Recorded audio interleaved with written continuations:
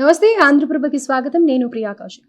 నిన్న సభలో మోడీ గారు మాట్లాడిన స్పీచ్ తర్వాత ఎన్నో అనుమానాలకి దారితీస్తోంది. అంటే ఆయన యుద్ధ వాతావరణం ఉన్నప్పటికీ కూడా ఎంతో శాంతియుతంగా ఉన్నాము, ఎలాంటి ఇబ్బంది లేదు, బార్డర్స్లో కూడా సైన్యం సిద్ధంగా ఉంది ఎలాంటి పరిస్థితులైనా ఎదుర్కొనడానికి. అలాగే కరోనాని పోలుస్తూ ఇప్పుడు కూడా మనం సిద్ధంగా ఉండాలి అని చెప్పేసి మాట్లాడారు.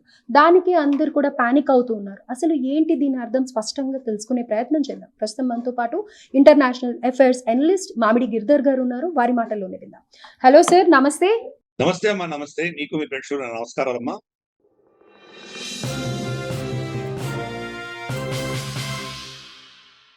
సార్, నిన్న సభలో జరిగిన మోడీ గారి స్పీచ్ తర్వాత కొన్ని అనుమానాలు అయితే వస్తూ ఉన్నాయి. ఆయన మాట్లాడిన విధానం కానీ, లేకపోతే ఆయన ఉపయోగించిన కొన్ని పదాలు ఏదైతే ఎస్పెషల్లీ కరోనాని పోలుస్తూ ఇప్పుడు కూడా మనం అంతే ధైర్యంగా ఉండాలి అన్నారో, దాని తర్వాత బయట మార్కెట్లో చూస్తే కామన్ మ్యాన్ అంతా కూడా మళ్ళీ అదే సిచ్యువేషన్కి వెళ్ళిపోయి లైక్ అమ్మో మనం తొందరగా మన డైలీ నీడ్స్కి అవసరం ఉన్న వస్తువులు అన్నీ తెచ్చేసుకోవాలి. అలాగే మార్నింగ్ వచ్చేటప్పుడు కూడా చూస్తే పెట్రోల్ బంక్స్ అన్నీ ఫుల్ అయిపోయి ఉన్నాయి, ట్యాంక్ ఫుల్ చేంజ్ చేసుకుంటున్నారు. ఇంకో 2 daysలో మనకి అనౌన్స్మెంట్ వచ్చేస్తుంది, మనం రైస్ కానీ పల్సెస్ కానీ ఏవైతే అవసరం ఉన్నాయో అవన్నీ తెచ్చి పెట్టుకోవాలి అని చెప్పి పానిక్ అయిపోతున్నారు ప్రజలు. దీని గురించి మీరు ఏమంటారు సార్? ఆయన భావం ఏంటి, ఉద్దేశం ఏంటి అసలు? అమ్మా, మనకు కొన్ని అంశాల్లో మనకు విదేశాల మీద ఆధారపడినటువంటి పరిస్థితులు మనకు ఉన్నాయి. ఫర్ ఇన్స్టెన్స్ వంట గ్యాస్ మనకు చాలా శాతం మనం ఇంపోర్ట్ చేసుకుంటాం. అది కూడా ఖతార్ నుంచి ఇంపోర్ట్ చేసుకుంటాం. 40% ప్రమాణాన్ని మనకు ఉన్నటువంటి ఎల్పిజి డిమాండ్స్ అనేది సిలిండర్లు ఏవైతే మనం వాడుతున్నామో ఆ సిలిండర్ల డిమాండ్ ఖతార్ నుంచి 40-45% ఇప్పుడు ఖతార్ నుంచి మొత్తం ఆగిపోయింది. ఖతార్ ప్రొడక్షన్ కూడా ఆపేస్తుంది. పైపెచ్చు ఖతార్ ఆయిల్ మన గ్యాస్ ఫీల్డ్స్ మీద దాడి ఇరాన్ చేసిన తర్వాత రమారమి 17% వాళ్ళ ప్రొడక్షన్ లాంగ్ టర్మ్ లో దెబ్బతింది. అంటే ఇంకో 5-6 ఏళ్ళు దాన్ని రిపేర్ చేస్తే గానీ దాని ఆ ప్రొడక్షన్ రాదు. ఆల్రెడీ వాళ్ళ ప్రొడక్షన్ లోనే 17% తగ్గిపోయింది. ప్రొడక్షన్ ఇంకా స్టార్ట్ అవ్వలేదు. రేపు యుద్ధం ఆగిపోయి ప్రొడక్షన్ స్టార్ట్ అయినా కానీ కూడా మనకు గ్యాస్ తక్కువ ఉంది, వాళ్ళ దగ్గర తక్కువ ప్రొడక్షన్ అవుతుంది. కాబట్టి ఆ డిమాండ్ వాళ్ళ మీద విపరీతంగా పెరుగుతుంది. యూరోప్ ఇంకా ఎక్కువ పైసలు ఇచ్చి కొనుక్కుంటుంది. కాబట్టి మనం కూడా అంత పైసలు ఇచ్చి ఈ రోజు రేపు ఖతార్ లో కొనుక్కోవాల పరిస్థితి రావచ్చు. అందుకని మనకు గ్యాస్ కి సంబంధించి కొంత ఇబ్బంది మనకు తప్పకుండా ఉంది. సరే, మనం ప్రత్యామ్నాయం చూస్తోంది భారత ప్రభుత్వం. అందుకనే మోదీ గారు ఒక ఎమర్జెన్సీ మీటింగ్ పెట్టారు. అన్ని సంబంధిత మంత్రులతో అందరితో మీటింగ్ పెట్టారు. అర్జెంటీనా నుంచి తెచ్చుకుంటున్నాం మనము, కెనడా నుంచి తెచ్చుకుంటున్నాము, అమెరికా నుంచి తెచ్చుకుంటున్నాము, రష్యా నుంచి తెచ్చుకుంటున్నాము. గతంలో ఒక 20 దేశాల నుంచి మనం కొనుక్కుంటుంటే ఇప్పుడు 40 పైచిలుకు దేశాల నుంచి మనం కొంటున్నాము అవన్నీ కూడాను. సో ఇవన్నీ కూడా ఏంటంటే కొంత దీన్ని క్వశ్చనింగ్ చేసే ప్రయత్నం చేస్తున్నాం. కానీ ఈ రోజు గతంలో మనకు $50-55 పర్ బ్యారెల్ ఇచ్చినటువంటి రష్యా ఈ రోజు $90 అమ్ముతోంది. అంటే అమ్ముతున్నారు, కానీ ధరలు పెరిగాయి. సో దానితోటి ప్రపంచవ్యాప్తంగా అందరూ ధరలు పెంచుతున్నారు. దాంతో ఎక్కువ ధరతో కొనుక్కోవాల్సిన ఆవశ్యకత మనకు వస్తుంది. కాబట్టి కొంతమందికి ఇబ్బందులు ఉంటాయి, ధరలు పెరిగి తీరతాయి. దీనిలో తప్పించుకునేటువంటి పరిస్థితి లేదు. బహుశా ఇప్పుడు ఎన్నికలు ఉన్నాయి కాబట్టి కొంత వీళ్ళు దాన్ని ఆపినా ఆశ్చర్యపడక్కర్లేదు. బట్ మనకు రాబోయే షిప్మెంట్స్ అన్ని కూడా ఎక్కువ ఖర్చుతో కూడుకున్నటువంటి నూనె మనకు రాబోతుంది. కాబట్టి ధరలు పెరుగుతాయి. మన దగ్గర ఉన్న నిలువలు ఉన్నంత వరకు పాత ధరలు అమ్ముకోవచ్చు. కానీ కొత్త నిలువలు వచ్చేసరికి ఆ ధరలను మనం అమ్మాల్సిన పరిస్థితి రావచ్చు. కాబట్టి ఇది ఎంతకాలం పడుతుందో చెప్పలేం. అలాగే అర్జెంటీనా నుంచో, మనకు అమెరికా నుంచో, కెనడా నుంచో షిప్పులు రావాలంటే 25-30 రోజులు పడుతుంది మన దగ్గర రావడానికి. అంటే ఇప్పుడు మనం ఆర్డర్ ఇస్తే కనుక వాళ్ళు ఇప్పుడు లోడింగ్ చేస్తున్నారు. లోడింగ్ చేసి మన దగ్గరకు వచ్చేసరికి ఏప్రిల్ చివరికో మే ఫస్ట్ వీకో వస్తాయి అవన్నీ కూడా. సో దాని తర్వాత మన దగ్గర ప్రాసెసింగ్ చేసి మనకు మార్కెట్ లోకి వచ్చేసరికి బహుశా మే ఎండో ఎప్పుడో అవ్వచ్చు. అంటే రాబోయే 2 నెలలు మనకు కొంత గడ్డు పరిస్థితి ఉంటుంది. మోదీ గారు అదే చెప్తున్నారు. ఇది భారతదేశానికి మాత్రమే స్పెషల్ గా ఉండేది మనం అనుకోకర్లేదు. ప్రపంచవ్యాప్తంగా ఇదే పరిస్థితి. చాలా విడ్డూరమైన విషయం ఏంటంటే ఇంత ఆయిల్ గ్యాస్ ప్రొడ్యూస్ చేస్తున్నటువంటి కెనడా, మెక్సికో లాంటి దేశాల్లో కూడా రేటు పెరిగిపోయింది. వాళ్ళ దేశంలో వాళ్ళు ప్రొడ్యూస్ చేస్తున్నారు కదా. ప్రొడక్షన్ కాస్ట్ $30 అయితే కనుక $10 ఎక్కువ వేసుకొని $40కే వాళ్ళ దేశంలో అమ్ముకోవచ్చు కదా. ఆహా, ప్రపంచవ్యాప్తంగా $120 పర్ బ్యారెల్ ఉందంటే కెనడాలో కూడా అంతే రేట్లో వాళ్ళు అక్కడ అమ్మకాలు చేస్తున్నారు. ఎందుకంటే ఆ కార్టలింగ్ అన్నది అట్లా ఉంటుంది. కాబట్టి దీని ప్రభావం వల్ల దీన్ని తప్పించుకునే దేశం ఏది లేదు. అన్ని దేశాలు కూడా నష్టపోతున్నాయి. పైపెచ్చు ఈ గల్ఫ్ దేశాలు ఏవైతే ఉన్నాయో, వెస్ట్ ఏషియా దేశాలు ఏవైతే ఉన్నాయో వాళ్లకు ఆదాయం పడిపోయింది. వాళ్ళు ప్రొడ్యూస్ చేసి ఎక్కువ ధరలో అమ్ముదాం అనుకున్నా కానీ స్ట్రేట్ ఆఫ్ హార్మోస్ మూయబడి ఉంది. వాళ్ళు అమ్మలేకపోతున్నారు. వాళ్ళ ఖర్చులు పెరుగుతున్నాయి. వాళ్ళని డిఫెండ్ చేసుకోవడానికి అమెరికా దగ్గర బిలియన్స్ ఆఫ్ డాలర్స్ ఖర్చు పెట్టి మిజైల్స్ యాంటీ మిజైల్ బ్యాటరీస్, ఈ డిఫెన్స్లు, డేవిడ్ స్లింగ్లు, మనకు ఐరన్ డోమ్లు ఇవన్నీ కొనుక్కోవాల్సిన పరిస్థితి వస్తుంది. పేట్రియట్ మిజైల్స్ కొనుక్కుంటున్నారు. ఆదాయం పడిపోతుంది, ఖర్చులు పెరుగుతున్నాయి. సో అది అక్కడ ఉన్న పరిస్థితి. కాబట్టి ఓవరాల్ గా ఎనర్జీ క్రైసిస్ అన్నది ప్రపంచంలో వస్తోంది. ఇది భారతదేశం కూడా దానికి తప్పించుకోలేదు. ఎంత కుషనింగ్ చేసేటువంటి ప్రయత్నం భారత చేస్తున్నా కానీ కూడా కంప్లీట్ 100% మనం దాన్ని తప్పించుకునే పరిస్థితి లేదు. యుద్ధం త్వరితగతిన ఆగిపోయిందంటే కొంత మనకు ఊపిరి తీసుకోవచ్చు. కొంత ఇబ్బంది ఒక నెల 2 నెలలు ఉన్నా కానీ మళ్ళీ దాన్ని మనం ఏదో విధంగా దాన్ని మేనేజ్ చేసుకునేటువంటి పరిస్థితి మనకు ఉంది. బట్ ఈ యుద్ధం కనుక ఇంకో 2-3 నెలలు సాగిందంటే కనుక చాలా విపరీతమైన పరిణామాలు వస్తాయి. ఇన్ఫాక్ట్ చాలా మంది అంచనాలు ఏమేస్తున్నారంటే ఇది కనుక 4 నుంచి 6 నెలల వరకు యుద్ధం సాగిందంటే ఈ సంవత్సరం భారతదేశపు జీడిపి 2% నుంచి 2-2.5% పడిపోయేటువంటి ప్రమాదం. ప్రస్తుతానికి 7.5% జీడిపి గ్రోత్ అని అందరు అంచనాలు వేస్తున్నారు. బహుశా అది 5.5 పడిపోయినా ఆశ్చర్యపడ. మరి గ్రోత్ ఉంది కదా అంటే గ్రోత్ ఒకటే కాదు కదా, 2% పడిపోయిందంటే ఎంత మందికి ఉద్యోగాలు పోతాయో అర్థం చేసుకోవచ్చు. ఎన్ని నిరుద్యోగ సమస్య ఎలా వస్తుంది, ద్రవ్యోల్బ ప్రైసెస్ ఎలా పెరుగుతాయి, నిత్యావసర వస్తువులు ఎలా పెరుగుతాయి, ఇవన్నీ కూడా ప్రాబ్లమ్స్. ఇది భారతదేశం ప్రాబ్లం మాత్రమే కాదు. మోదీ ఇమ్మీడియట్ గా అపోజిషన్ ఏమంటారంటే మోదీ ఫెయిల్యూర్ అంట. మోదీ గారికి చెప్పి వాళ్ళు యుద్ధం చేస్తున్నారా? సో అందుకని మనం విశ్లేషణ చేసుకున్నప్పుడు దాన్ని ఒక హుందాగా చేయాలి, దాన్ని పారదర్శకంగా ప్రొఫెషనల్ గా చేయాలి. కాబట్టి ఇది భారతదేశం ప్రాబ్లం కాదు. భారతదేశాన్ని తగ్గించే ప్రయత్నం చేస్తోంది, రిస్క్ చేస్తున్నాము. ఈవెన్ ఇరాన్ తో కూడా మాట్లాడి మన షిప్పులు బయటకు తీసుకురాగలుగుతున్నామంటే ఎంతటి దౌత్యపరంగా మనం సాధిస్తున్నామో అర్థం చేసుకోవాలి. మన ప్రయత్నం మనం చేస్తున్నాం. ఒక భారతదేశం సమస్య కాదు, ఇతర దేశాల అన్ని సమస్య. మన చుట్టుపక్కల దేశాల్లో ఎలా ఉందో పరిస్థితి చూస్తున్నాం. ఈ రోజు పాకిస్తాన్ లో 4 రోజులు 4 days వర్క్ వీక్ పెట్టారు. 50% వాళ్ళ సిబ్బంది ఇంటి నుంచి వర్క్ ఫ్రమ్ హోమ్ చేయాలి. వాళ్ళ పెట్రోల్ ఇవన్నీ ఏవైతే ఉన్నాయో 60% ప్రభుత్వ వాహనాలన్నీ వాళ్ళు గ్రౌండ్ చేశారు. వాళ్ళ అలవెన్సెస్ లో 50% కట్ చేశారు. స్కూల్స్ కాలేజీలు మూసేశారు 2 నెలలు. రమదాన్ సెలబ్రేషన్స్, ఈద్ సెలబ్రేషన్స్ మానేశారు. క్రికెట్ స్టేడియం పిఎస్ఎల్ జరుగుతోంది. పిఎస్ఎల్ లో ఎవరు మీరు రాకండి, ఇంట్లోనే టీవీలో చూడండి అంటున్నారు వాళ్ళని. సో ఎంతటి పెయిన్ ఆ దేశంలో ఉందో మనం అర్థం చేసుకోవచ్చు. మరి గల్ఫ్ దేశాలని మిత్ర దేశాలు, సౌదీ అరేబియా వాళ్ళకి ఫ్రీగా ఆయిల్ ఇస్తుంది, కానీ ఈరోజు సౌదీ అరేబియా ఇవ్వలేనటువంటి పరిస్థితి. అదే పరిస్థితి బంగ్లాదేశ్. మనకు వ్యతిరేకంగా ఇంత మాట్లాడిన బంగ్లాదేశ్ కి మనమే వాళ్ళకి కెరోసిన్ పంపించాము, వాళ్ళకి ఆయిల్ మనం సప్లై చేస్తున్నాం. వాళ్ళు మనకే కష్టంలో ఉండగా కూడా వాళ్ళని ఆదుకుంటున్నాం. కాబట్టి ప్రపంచవ్యాప్తంగా చాలా పెయిన్ ఉంది, మనకు తెలియట్లేదు. ఈ రోజు మన పెట్రోల్ ధరలు పెరగట్లేదు, పెట్రోల్ బంక్ వెళ్తే ఇంకా దొరుకుతున్నాయి కాబట్టి మనకి ఇబ్బంది లేదు. కానీ అది కొద్దిగా అటు ఇటు పెరిగినా కానీ మనకు కొరత లేకుండా మనం మేనేజ్ చేయగలుగుతాం. అది మనం ప్రభుత్వం ఎంత కష్టపడి దీన్ని ఇలా మేనేజ్ చేస్తుందో మనం అర్థం చేసుకోవాలి. బట్ ఇది ఇందాక పదే చెప్తున్నాను, ఇది భారతదేశం ప్రాబ్లం మాత్రమే కాదు, ప్రపంచవ్యాప్తంగా ప్రాబ్లమ్స్. అమెరికాలో ఈరోజు ధరలు పెరిగిపోతాయి. ఏ యుద్ధం చేస్తున్న అమెరికాలో కూడా కాలిఫోర్నియాలో ఆల్మోస్ట్ $6 per gallon పెరిగిపోయింది.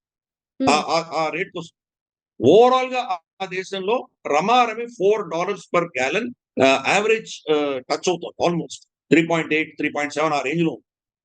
సో ఇంకో 2 వారాలు జరిగిందంటే 4 దాటిపోతుంది. సో వాళ్ళ ప్రాబ్లం ఏంటంటే వాళ్ళ ప్రొడక్షన్ ఉంది, వాళ్ళ దగ్గర క్రూడ్ ఆయిల్ ప్రొడ్యూస్ చేస్తారు, కానీ దాన్ని ప్రాసెసింగ్ చేయడానికి కెపాసిటీ లేదు వాళ్ళకి. మళ్ళీ భారతదేశంలో పంపించాలి, మనం ప్రాసెస్ చేసి వాళ్ళకి ఇస్తేనే కానీ ఫైనల్ పెట్రోల్, డీజిల్ అవి వాళ్ళ దగ్గర రావు. అందుకనే మనకు ధీరుభాయ్ అంబానీ రిలయన్స్ పెట్రోకెమికల్స్ వాళ్ళతోటి $300 billion ఇన్వెస్ట్మెంట్ మన డొనాల్డ్ ట్రంప్ అనౌన్స్ చేశాడు కదా, దాన్ని శంకుస్థాపన చేశారు. కానీ అది మొత్తం ప్లాంట్ రావడానికి 10 ఏళ్ళు పడుతుంది. ఇప్పుడు వాళ్ళ దగ్గర కెపాసిటీ లేదు. ప్రొడ్యూస్ చేసినా కానీ కూడా వాళ్ళకి మళ్ళీ మనం అమ్మేసరికి అదే ధరలో అమ్ముతున్నారు. కాబట్టి వాళ్ళ పెట్రోల్ బంక్ లెవెల్లో వాళ్ళకి ధరలు పెరుగుతాయి. పెట్రోలియం కంపెనీస్ $120 అమ్మి వాళ్ళు లాభాలు సంపాదిస్తున్నా ప్రజలు కష్టపడుతున్నారు. సో అందుకని దీని నుంచి తప్పించుకున్న దేశం లేదు, అన్ని దేశాలు సఫర్ అవుతున్నాయి. అందుకనే మోదీ గారు దాని ముందస్తుగానే మన దేశాన్ని ఆయనకు ఒక విధమైనటువంటి కాన్ఫిడెన్స్ తీసుకునేటువంటి ప్రయత్నం చేశారు. అందరూ సిద్ధంగా ఉండాలి. ఇది మనం కోరుకున్నటువంటి యుద్ధం కాదు, మనం ఏదో చేసిన తప్పిదం వల్ల జరిగినటువంటి విషయం కాదు. ఇది ప్రపంచంలో ఒక సంక్షోభం వచ్చింది. ఆ సంక్షోభానికి కారణాలు మనం తవ్వితే లాభం లేదు. ఉన్న సంక్షోభాన్ని మనం ఎలా ఎదుర్కోవాలన్న దృష్ట్యా మనం ప్లాన్ చేద్దాము. భారత ప్రభుత్వం ఎంత వీలైతే అంత మీకు ఇబ్బంది లేకుండా ఉండే ప్రయత్నం చేస్తోంది. కానీ మీరు మానసికంగా సిద్ధంగా ఉండండి. కరోనా అప్పుడు మీరు ఎలా త్యాగాలు చేసి మన దేశాన్ని కాపాడి మనం ముందుకు తీసుకువెళ్ళామో, అటువంటి పరిస్థితులు వచ్చినా మీరు ఆశ్చర్యపడకండి. దాన్ని తట్టుకునేటువంటి ఒక ఒక సిస్టమ్ మన దేశంలో ఉండాలి. ప్రజలందరూ కోఆపరేట్ చేయాలి అన్న దిశగా ఆయన మాట్లాడారు. రైట్. అయితే అందుకని ఇక్కడే ఇది ఒక వార్నింగ్ కింద చూడడం కంటే కూడా అందరినీ కలిసికట్టుగా వచ్చే దిశగా ఆయన ప్రయత్నం చేశారు అనుకోవాలి. అయితే ఇక్కడే ఇప్పుడు నిన్న మోడీ గారి స్పీచ్‌లో కూడా ప్రపంచంలో యుద్ధ వాతావరణం ఉన్నప్పటికీ కూడా ఆర్థికంగా బలంగా ఉన్నాము అని చెప్పారు. కానీ ఇప్పుడు మీరు ఒక 2 మంత్స్ వరకు మనం సస్టైన్ అవ్వగలుగుతాము. ఎలాంటి ప్రాబ్లమ్ లేదు. దాని తర్వాత ఏమన్నా చేంజెస్ వస్తాయి అని చెప్తున్నారు. కానీ ఇప్పుడు ప్రెజెంట్ ప్రజల్లో ఉండే భయం ఏంటంటే గనక మరో 2 డేస్‌లో మేజర్ సిటీస్‌లో లైక్ చెన్నై కానీ, ముంబై కానీ, హైదరాబాద్ కానీ మళ్ళీ లాక్‌డౌన్ తరికాలో వచ్చేస్తుంది. హాస్టల్స్ మూసేస్తారు. ఆఫీస్‌లకి పర్మిషన్ ఉండదు, వెళ్ళలేరు. అండ్ ఇంటర్నెట్ ప్రాబ్లమ్స్ వస్తాయి అని చెప్పేసి కూడా అంటూ ఉన్నారు. ఇది ఎంతవరకు వాస్తవం అంటారు? అంటే అంత పరిస్థితులు మన దేశంలో ప్రస్తుతానికి లేవమ్మా. మనకు అటువంటి పరిస్థితి లేదు. కానీ వంట గ్యాస్‌కి మాత్రం సంబంధించిన ఇబ్బందులు మనకున్నాయి. దాన్ని యాక్సెప్ట్ చేయాల్సిందే. అందుకనే మనకి ఇప్పుడు ఫర్ ఇన్‌స్టెన్స్ ప్రయారిటైజేషన్‌లో ఇంటి గృహస్థుకు కావాల్సిన గ్యాస్‌కి ఇబ్బంది లేకుండా ఫస్ట్ ప్రభుత్వం దాని ఏం చర్యలు చేయాలో చేస్తోంది. అంటే కొంచెం డీలే అవుతుంది తప్ప డొమెస్టిక్ యూజ్‌కైతే ఎలాంటి ప్రాబ్లమ్ లేదు. Only for commercial. ప్రాబ్లమ్ లేదు. అందుకనే 21 డేస్ మనం ఆర్డర్ ఇవ్వడానికి 21 డేస్ గ్యాప్ ఉండాల్సింది ఇప్పుడు 25 డేస్ చేశారు. 4 రోజులు చేశారు. అంతకు మించి ఇంకేం చేయలేదు. సో డొమెస్టిక్‌గా మనకు ఆ ఇబ్బంది లేదు. కానీ కమర్షియల్ లెవెల్‌లో కొన్ని ఇబ్బందులు వస్తాయి.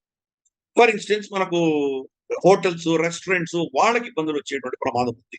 లేకపోలేదు. అలాగే మనకు గ్యాస్ మీద నడుస్తున్నటువంటి వెహికల్స్‌కి ఇబ్బంది రావచ్చేమో మనకు తెలియదు రాబోయే రోజుల్లో. సో ఇవన్నీ కూడా ఏంటంటే గనక 2 రోజులు అయిపోతుందని వీళ్ళు పానిక్ రియాక్షన్ చేయనక్కర్లేదు. అటువంటి పరిస్థితి ఏమీ లేదు. కానీ ఇది ఒక మనకు వేకప్ కాల్ కింద మనం ట్రీట్ చేయాలి. మన లైఫ్ స్టైల్‌లో కూడా గతంలో మనం వేస్ట్ చేస్తున్నటువంటి గ్యాసు, ఎనర్జీ ఏవైతే ఉన్నాయో దాన్ని ఎలా తగ్గించుకోగలము? ఇవి మనం సీరియస్‌గా ఆలోచించాలి. మనం చూసాము ఎలక్ట్రిసిటీ అన్నీ తిరుగుతుంటే మనకు రూమ్‌కి ఒక టెలివిజన్ ఉంటుంది. ఏసీలు తిరుగుతుంటాయి, ఫ్యాన్‌లు తిరుగుతుంటే మనం పట్టించుకోము దాని గురించి. ఇర్రెస్పాన్సిబుల్‌గా బిహేవ్ చేయడం మొదలుపెట్టాం. ఆఫ్‌కోర్స్ అమెరికా అంత ఇర్రెస్పాన్సిబుల్ కాదు మనం ఇప్పటికి కూడాను. కానీ అది మొదలైంది మనలో కూడా. అది కొంత మనం కట్ చేసుకోవాల్సిన ఆవశ్యకత ఉంది. అలాగే ఆల్టర్‌నేట్ ఎనర్జీ సోర్సెస్‌లో మనం ఎలా ఉండాలి అన్నది మనం ఆలోచించడం మొదలుపెట్టాలి. ఎలక్ట్రిసిటీ కావచ్చు, విండ్ కావచ్చు, సోలార్ కావచ్చు, ఇవన్నీ కూడా ఫర్ ఇన్‌స్టెన్స్ ఇప్పుడు ప్రతి ఇంట్లోనూ పైన సోలార్ ప్యానెల్స్ పెట్టుకున్నామంటే ఎంత సోలార్ మనం యూజ్ చేసుకోవచ్చు మనం. మన దేశంలో సూర్యరశ్మికి ఎప్పుడూ కొరత లేదు. అసలు సూర్యుడు కనిపించని రోజులు వేళ్ల మీద లెక్కెట్టొచ్చు. కాబట్టి మనకు సోలార్ ప్యానెల్ ఎంతనో వాడుకోవచ్చు. అలాగే కొత్త టెక్నాలజీస్‌లో మనకు ఇప్పుడు వస్తున్నాయి. హైడ్రోజన్ బేస్డ్ వస్తున్నాయి. ఇతర చాలా టెక్నాలజీస్ వస్తున్నాయి. సో క్రమేపీ ఈ షాక్ వల్ల కొత్త ఇన్నోవేషన్స్ వచ్చి మనం లైఫ్ స్టైల్ మారే దిశగా మనం ప్రయత్నాలు చేయొచ్చు. ఎలక్ట్రికల్ వెహికల్స్ మీద డిమాండ్ పెరగొచ్చు. సో ఇవి చాలా చేంజెస్ రాబోతున్నాయి. సో ఏదైనా దానికి మార్పు అన్నది ఎప్పుడు కూడా మంచికే అని మనం అనుకోవాలి. ఈ షాక్స్ ఇచ్చినందుకు షార్ట్ టర్మ్ లో మనకు కొన్ని ఇబ్బందులు ఉన్నా కానీ కూడా లాంగ్ టర్మ్ లో మార్పులు మనం చేసుకుంటాం. అందుకనే మోదీ గారు చెప్పిన ఆ కోవిడ్ ఎగ్జాంపుల్ లో కరోనా వచ్చినప్పటికీ మనం షట్ డౌన్ చేసినప్పటికీ మన దగ్గర మాస్కులు లేవు, ఫేస్ మాస్కులు లేవు, మనకు పీపీఈ కిట్లు లేవు మన దగ్గర. వాళ్ళకి మనకు కోవిడ్ టెస్ట్ చేయడానికి మన దగ్గర కిట్స్ లేవు. చైనాని ఇంపోర్ట్ చేసుకున్నాం, మాస్కులు ఇంపోర్ట్ చేసుకున్నాం. మనం అంత దౌర్భాగ్య పరిస్థితిలో ఉండేవాళ్ళం. ఏం చేశాము? 1-2 నెలల లోపు మొత్తం మనం ఫ్యాక్టరీలన్నీ కూడా ప్రొడక్షన్ చేయడం మొదలెట్టారు. ఈవెన్ మహీంద్రాస్ వాళ్ళు ట్రక్కులు, తర్వాత మనకు స్కార్పియోలు తయారు చేసేటువంటి మహీంద్రా వాళ్ళ షాప్ ఫ్లోర్లు అంతా కూడా వాళ్ళు ఈ టెస్టింగ్ కిట్లు తయారు చేయడం మొదలెట్టారు. అలా అన్ని కూడా ఇండస్ట్రీస్ చేశాయి. టెక్స్టైల్ ఇండస్ట్రీస్ అన్ని మాస్కులు తయారు చేయడం మొదలుపెట్టారు. ఈ రోజు కొనే నాదుడు లేడు. ప్రపంచాన్ని మొత్తం సప్లై చేయగలం. రూపాయికి ఒక మాస్క్ అమ్మగలిగిన కెపాసిటీ మనం ఎదిగాం. 2-3 నెలల్లో మనకు స్వయం సమృద్ధే కాదు, ఎక్స్పోర్ట్ చేసేంత దిశగా వెళ్ళగలిగాం. మనలో ఆ కెపాసిటీ ఉంది. కానీ మనకు వచ్చినప్పుడు మనం ప్రవర్తిస్తాం. ఈ రోజు మనకు క్రైసిస్ లాంటి పరిస్థితులు ప్రపంచంలో ఉన్నాయి కాబట్టి మనం రెస్పాండ్ అవ్వాలి అని ఒక పిలుపునిచ్చారు మోదీ గారు. సరే ప్రజల్లో ఈ పానిక్ రియాక్షన్ ఉంటుంది 2-3 రోజుల్లో. పర్వాలేదు, ఇది మెల్లిగా సమస్య వాళ్ళు కూడా కామ్ డౌన్ అవుతారు. ఎవరు ఆపలేరు వాళ్ళని. మనకు ధాన్య సమృద్ధి ఉంది మన దగ్గర. మునిగిపోతున్నాయి ఎఫ్సిఐ గోడౌన్స్ లో మనకు ఆహార ధాన్యాలు. కాబట్టి మనకి దానివల్ల ఇబ్బంది లేదు. ఏదో ఒకటో ఆరో ఏమైనా షార్టేజ్ వస్తే రావచ్చు. ఏదో పప్పు ధాన్యాలు ఎప్పుడైనా కొద్దిగా మేబీ కందిపప్పు షార్టేజ్ రావచ్చు. బట్ కందిపప్పు లేకపోతే పెసరపప్పు తింటాం. ఏముంది, అది పెద్ద ఇష్యూ కాదు. మనకు ఆహారంలో ఎటువంటి ఇబ్బందులు లేవు. కూరగాయలు సమృద్ధిగా ఉన్నాయి మనకు. ధరలు పెరగచ్చు. ఎందుకంటే ట్రాన్స్‌పోర్టేషన్ పెరిగితే గనుక అవి కూడా కొద్దిగా పెరిగే అవకాశం ఉంది గానీ షార్టేజెస్ లేవు. ఈ ఈ విషయం గుర్తుపెట్టుకో. అలాగే మన ఎకానమీ యొక్క ట్రాజెక్టరీలో పెద్ద మార్పు లేదు. కొంత మనకు కాస్ట్‌లు పెరుగుతాయి కాబట్టి కొంత లాభాలు తగ్గొచ్చు. కొంత మనకి ఇబ్బందులు రావచ్చు. కొన్ని సెక్టర్స్‌లో మనకు తప్పకుండా దెబ్బలు తగులుతాయి. Export sector for instance even వ్యవసాయానికి సంబంధించింది కూడా చాలా ఆహార ధాన్యాలు, ఆహారానికి సంబంధించిన విషయాలు మనం ఇరాన్‌కి, వెస్ట్ ఏషియాకి మనం ఎక్స్‌పోర్ట్ చేస్తున్నాం. అక్కడ అంతా ఎడారి ప్రాంతం. వాళ్ళు మొత్తం భారతదేశం నుంచి వచ్చే ఆహారంతోనే వాళ్ళు బతుకుతారు. మాంసము ఇక్కడి నుంచి మనకు హైదరాబాద్‌లో చూసామంటే ఎన్నో మనకు మీటరీస్ అన్ని ఎక్స్‌పోర్ట్ చేస్తాయి అక్కడికి గల్ఫ్‌కి. అవును. మనకు వెంకీస్ చికెన్ కావచ్చు, లేదా మనకు అల్ కబీర్ కావచ్చు, ఇటువంటివి చాలా ఉన్నాయి. మన హైదరాబాద్ చుట్టుపక్కలే చాలా ఉన్నాయి. వీళ్ళకి కొంత దెబ్బ తగులుతుంది. ఎందుకంటే అక్కడ ఇంపోర్ట్ చేయడానికి వాళ్ళ దగ్గర ప్రజలు లేకపోవచ్చు. మరి వలస వెళ్ళిపోవచ్చు. వీళ్ళ చాలా మంది వెళ్ళిపోయేటువంటి ప్రమాదం ఉంది కాబట్టి అక్కడ కొంత ఎక్స్‌పోర్ట్స్‌కి మనకు ఇబ్బంది వచ్చేటువంటి ప్రమాదం ఉంది. అలాగే మనకు ఆహ్, కొన్ని ఫర్ ఇన్‌స్టెన్స్ ఐటీ టెక్నాలజీకి సంబంధించినటువంటి ఉద్యోగాలు మార్పుడి ఆర్టిఫిషియల్ ఇంటెలిజెన్స్ వస్తోంది. అలాగే మనకున్నటువంటి స్టడీ కస్టమర్స్ అందరూ కూడాను వాళ్ళు వైండ్ డౌన్ చేసుకుంటారు కాబట్టి దానివల్ల కొన్ని ఇబ్బందులొస్తాయి. అంటే సాఫ్ట్‌వేర్ ఎక్స్‌పోర్ట్స్ కూడా మనకు దెబ్బతినేటువంటి ప్రమాదం ఉంది. సో అందుకని ఎక్స్‌పోర్ట్ మార్కెట్స్‌లో కొంత ఇబ్బందులుంటాయి. అలాగే జెమ్స్ అండ్ జ్యువెలర్స్ బేసిక్సే సరిగ్గా లేనప్పుడు జెమ్స్ అండ్ జ్యువెలర్స్ ఎవరు కొనుక్కుంటారు? సో అందుకని అవి కూడా కొంత కరెక్ట్ అయ్యేటువంటి ప్రమాదం ఉంది కాబట్టి ఇటువంటి సమస్యలు ఉన్నాయి. టెక్స్టైల్ ఇండస్ట్రీస్ ఆల్రెడీ మనకు బంగ్లాదేశ్, పాకిస్తాను, చైనా, వియట్నాము ఇటువంటి వాటితో మనం కంపీట్ చేస్తున్నాం కదా! వాటిలో మనకి ఇబ్బందులు ఉన్నాయి. ప్లస్ ఇప్పుడు రెసిషన్ వచ్చినప్పుడు కొత్త కొత్త బట్టలు ఎందుకు కొనుక్కుంటారు అందరూ? ఓహ్! నెలకొక బట్ట కొనేవాడు ఇప్పుడు 2 నెలలకు, 3 నెలలకు కూడా కొంటాడు. ఆగుతాడు.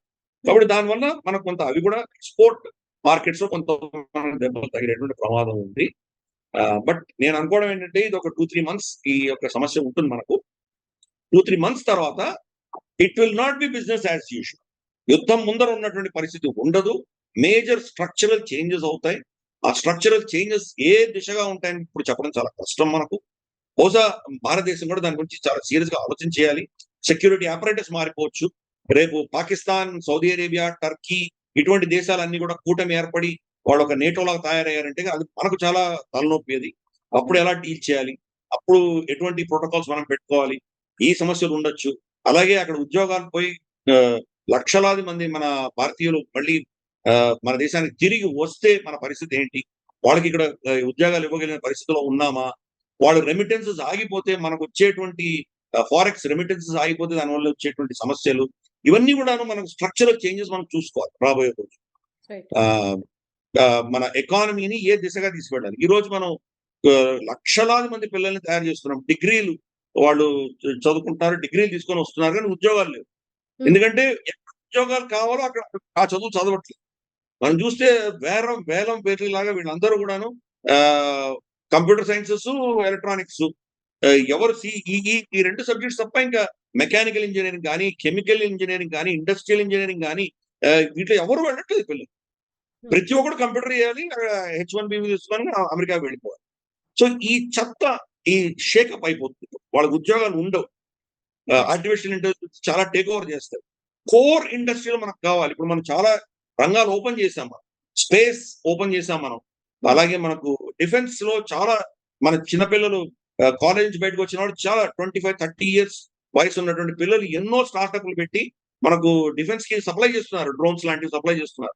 సో చాలా ఇండస్ట్రీస్ ఓపెన్ అవుతున్నాయి. అగ్రికల్చర్ ప్రాసెసింగ్‌లో మనం ఎక్కడా లేము మనం.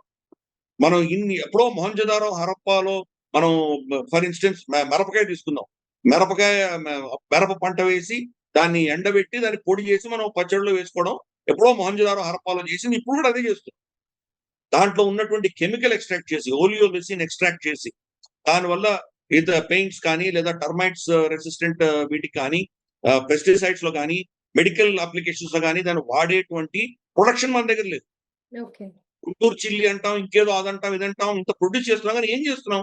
ఎండబెట్టి అమ్ముతున్నాం అంతే. 5000 సంవత్సరాల ముందర ఏం చేసామో అదే చేస్తున్నాం. ఇండస్ట్రియల్ స్కేల్ తీసుకువెళ్ళట్లేదు. మనకు రైస్ బ్రాన్ ఆయిల్ అసలు మనం ఇంపోర్ట్ ఎందుకు చేసుకోవాలి? వేరే ఇండోనేషియా, మలేషియా నుంచి పామ్ ఆయిల్ ఎందుకు మనం ఇంపోర్ట్ చేసుకోవాలి? ఇంత మనం బియ్యం పండిస్తున్నాం, గోధుమలు వడ్డు పండిస్తున్నాం కదా, ఆ హస్క్ నుంచి మనం ఆయిల్ తీయొచ్చు కదా, ఎడిబుల్ ఆయిల్ కదా అది. అది తీస్తే మనమే ఎక్స్పోర్ట్ చేసే దిశగా వెళ్తాం కదా, చేయట్లేదు. అందుకని అగ్రికల్చర్ ప్రొడక్షన్ దానికి ఇంజనీర్లు కావాలి, దానికి టెక్నీషియన్స్ కావాలి. సో మనకి ఎక్కడ స్కిల్స్ అవసరమో అక్కడ మనకు లేరు, షార్టేజ్ ఉంది. ఎక్కడ మనకు అనవసరమో వేరే దేశాలకి బానిసగా ఊడిగం చేసేటువంటి ఉద్యోగాలు కోకొల్లలుగా మన పిల్లలు చదువుకుంటారు. సో ఈ కరెక్షన్స్ అనేవి జరగాలి. సో నా దృష్టిలో 2-3 నెలల తర్వాత మేజర్ స్ట్రక్చరల్ చేంజెస్ అవుతాయి. దానికి నాందిగానే మోదీ గారు ఈ పిలుపునిచ్చారని నేను భావిస్తున్నాను. రైట్. ఇందులో పానిక్ అవ్వాల్సింది ఏం లేదు. ప్రపంచంలో యుద్ధ వాతావరణం ఉన్నప్పటికీ ఎన్నో కాంప్లెక్సిటీస్ ఉన్నా కూడా కరోనా టైంలో ఎలా అయితే మనం ఆ చేంజ్ని అడాప్ట్ చేసుకొని ఎవాల్వ్ అయ్యామో ఇప్పుడు కూడా సార్ చెప్పినట్టుగా యుద్ధ వాతావరణం నుంచి ఆ చేంజెస్ని త్వరగా అడాప్ట్ చేసుకొని కొత్త ప్రాజెక్ట్ కానీ కొత్త ఐడియాస్తో కానీ నెక్స్ట్ జనరేషన్ వస్తారు. ఇది హోప్ ఫర్ ద బెస్ట్ అన్నట్టుగానే ఉంటుంది తప్ప అంత పానిక్ అవ్వాల్సిన సిచ్యువేషన్ అయితే ఏం లేదు. అండ్ దాని అర్థం కూడా అదే అని చెప్పేసి సార్ చెప్తున్నారు. Thank you sir. Thank you so much.